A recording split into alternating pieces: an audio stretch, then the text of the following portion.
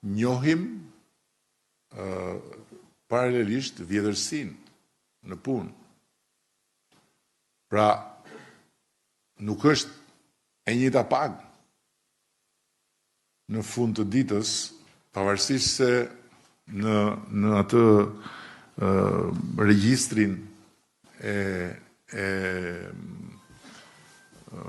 të punësuarve në spital, po themi, janë dy specialistë të njëjtit specialitet. Po njëri është i ri, njëri ka 15 vjet apo 20 vjet eksperiencë.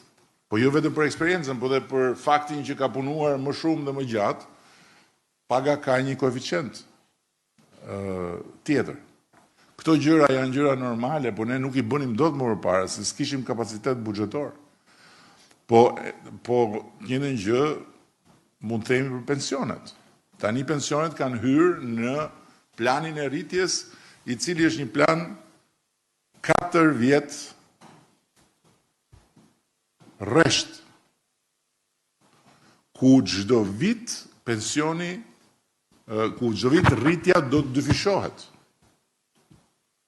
Pra nëse këtë vit pensioni në muaj është rritur X, vitin tjetër nga janari do të jetë X herë 2.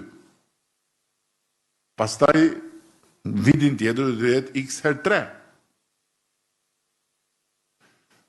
Sepse na janë krijuar mundësitë. Dhe kjo do të thotë që funksionon ekonomia.